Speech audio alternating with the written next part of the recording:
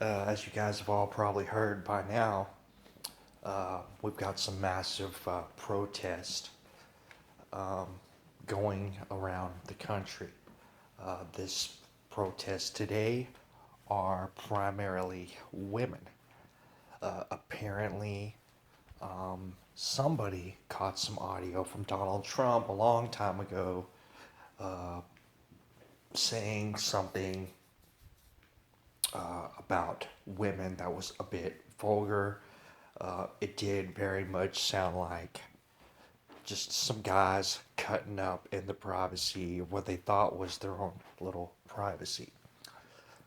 Unfortunately, in today's day and age, there's cameras and microphones and everything everywhere. So we're pretty much under surveillance 24 hours a day. And apparently, this one little woman decided to make these pink hats, which she's calling the pussy hats because of what Donald Trump has said and is getting millions of women to walk around in protest of one vulgar comment Donald Trump said many years ago. Now, let's keep in mind that he's pretty much spent the better chunk of his life being a billionaire playboy, first of all.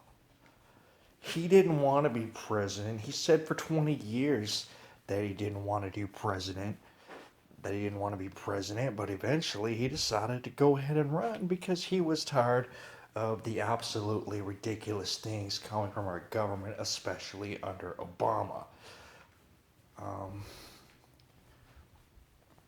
Look, people, when they think they're in the privacy of their friends, sometimes, um, you know, look, this is a guys sit around and talk about girls just like girls sit around and talk about guys. Guys and girls, I'm sure at some point have sit around with their friends and made some kind of vulgar remarks about the opposite sex and a sexual nature. All right, this kind of stuff just happens. And the fact that you're going to get, you know, tens or hundreds of thousands of people to go marching over some comment somebody said with their friends when they thought they were in private a bunch of years ago, you need to get your head checked. All right, this is preposterous. So, anyways, Trump so far has survived the inauguration. Didn't think it would happen, but it did. If you haven't heard his victory speech or his inauguration speech, I definitely think it's worth a listen. I don't think that he delivered it very well. It certainly wasn't an Obama esque type of speech. But of course, that's what Obama was, wasn't he? A great speaker, but all the actions that he took were pretty much anti American. So he didn't deliver the speech very well. But the words that he spoke when he gave the speech were actually pretty incredible. If he can live up to even some of that, this will definitely not have been a mistake getting him elected. Now, we've had quite a bit of things happen just in the first 48 hours of his presidency, and Donald Trump is already got a lot of stuff going on. There's quite a few stories that have happened, and I'm just going to bundle them all up here. I'm sure a lot of you have seen some of these. I don't know if you've seen all of these, and I'm just going to jumble through them really quick. And if you want to find them, they're pretty darn easy to Google. So let's go ahead and get started with this. Apparently, somebody noticed straight away that Melania Trump's dress looked eerily similar to that of this dress that is worn in the Hunger Games. Uh, and it's the same dress she always wears at the Hunger Games right before she gives her speech. It is strikingly similar and it is kind of funny. Is there anything to this? I doubt it. But it's definitely pretty interesting. And of course, if you haven't seen the video, you should go Google it. Somebody caught a video of Dirty Dog Bill Clinton up to his old tricks. Apparently, he saw Melania Trump come out, and he couldn't keep his dirty little eyeballs off of there. And you can see Hillary Clinton just staring at him like, really, you son of a bitch. And he kind of glances back over at her just like for a second, but then continues to look at Melania Trump. And I'm not really sure, but Hillary Clinton definitely says something to him. I'm not sure, but I'm guessing it was something. She called him an asshole or a bastard or something like that. But it was definitely pretty funny. Uh, all these women marching against something that Donald Trump said a long time ago, but Bill Clinton once again has come to prove I am not one to be outperved by anybody. And that, of course, Bill Clinton would have been your first lady had he been elected.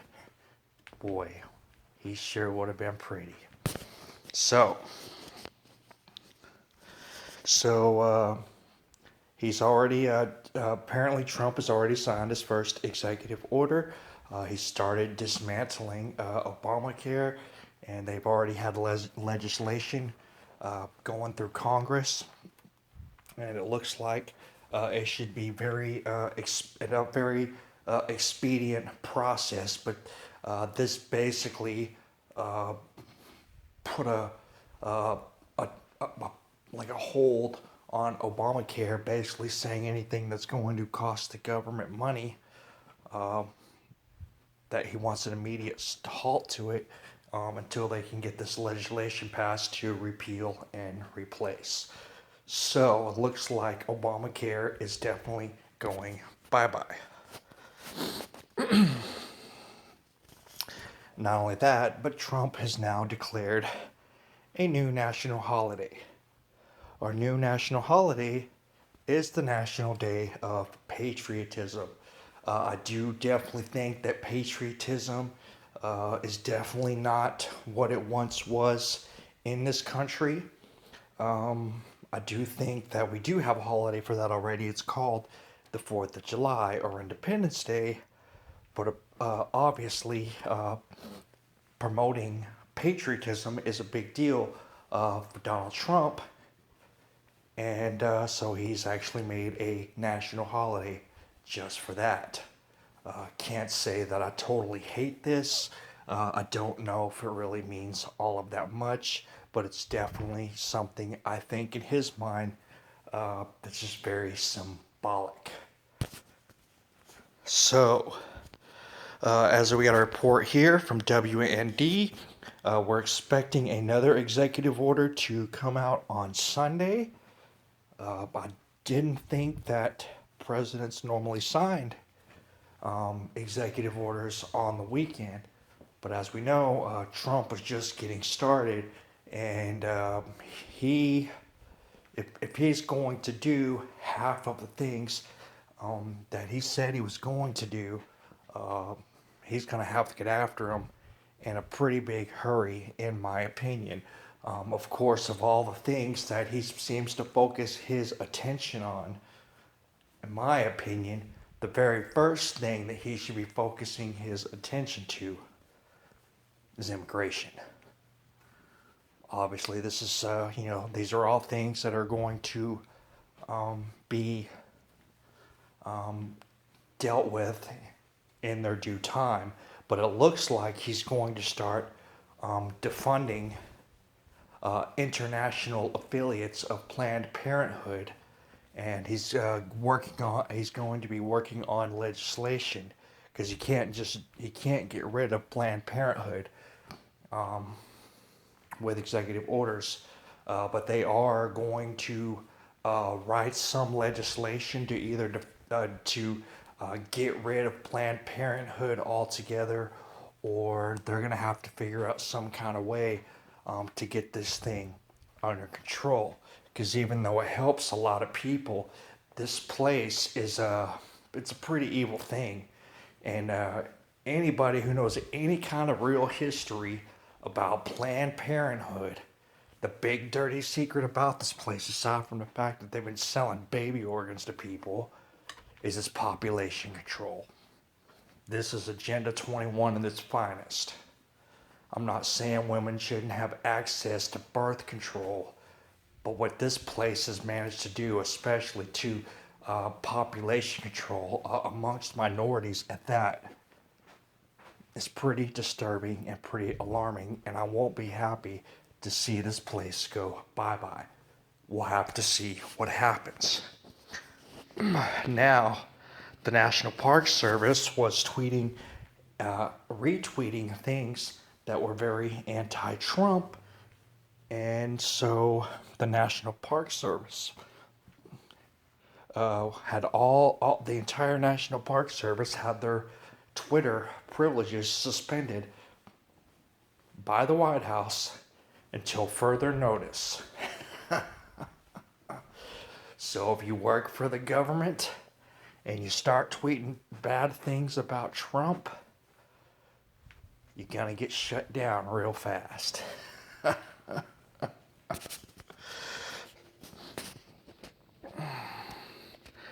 Now, with Trump in charge, climate change references have been purged from the website. And the website they're referring to is whitehouse.gov.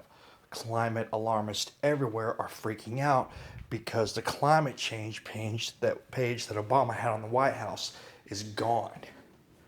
Any scrap of anything that was there when Obama was in office is gone.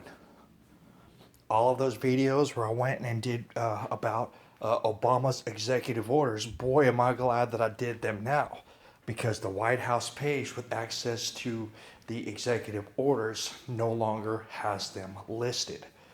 Fortunately, now I have the ability to go back into my videos and reference the important ones. But he has outlined some major, well, actually, the first thing I want to mention is when you visit the whitehouse.gov website, it actually has Donald Trump's name at the top, which is something that you don't normally see. But the very first thing is you get a little pop-up. And you can actually sign up for messages and alerts from the White House. So when anything is going on and anything new is published on the page, you will get an immediate notification about it via email. This is pretty cool for somebody like me who likes to know what these people are doing. This is a pretty good sign of transparency, in my opinion. I highly recommend everybody sign up. They're already tracking what everybody on the planet does anyways, so I don't think we have to put too much fear into them making lists that we're probably already on anyways. But anyways, so all the climate change stuff is gone. Trump has listed his goals for America along with a video of his inauguration speech. If you want to go there and check it out, there is a link. But as you can see, when you go to visit the whitehouse.gov webpage, there isn't a whole lot there. Donald Trump is starting over from scratch, and it'll be very interesting to see what fills up on this thing in the future.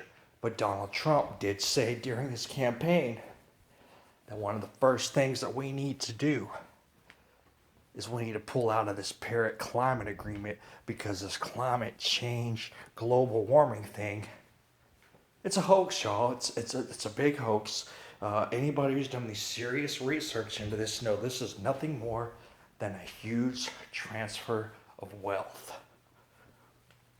So, now they have bios of Trump and his family up on the website, some of the little bit that's up there, and apparently when the bio of Melania Trump was put up, it had talked about her line of jewelry that was available for purchase on the QVC network. So apparently, whether intentional or by accident, Donald Trump seemed to do a little bit of advertising for his wife's products. Apparently, after about an hour, when everybody noticed, the portion about Melania Trump's jewelry line on QVC was removed. I don't know why people are making such a big deal about this. I don't know why they're so worried about Donald Trump making some money while he's president. God knows Obama made tens of millions of dollars, and he was broke when he came in. Donald Trump is stupid rich and spent a ton of his own money to get elected. So if he happens to fix some stuff in his country and make a few bucks along the way, who gives a crap? So, but anyways, this was on there for a while. You can see the screenshots if you go online. He was advertising his wife's products. I don't really think much about it, except I think it's pretty funny. And honestly, I think it's the president's prerogative. He's the president of the free world, and he wants to plug his stuff up on the White House in her bio. I don't think it's the end of the damn world. But some people do. So, BBC and some major fake news. No, this stuff doesn't end. BBC tweeted out Donald Trump had been shot after his inauguration speech. That's right, the BBC tweeted to the world that Donald Trump was shot.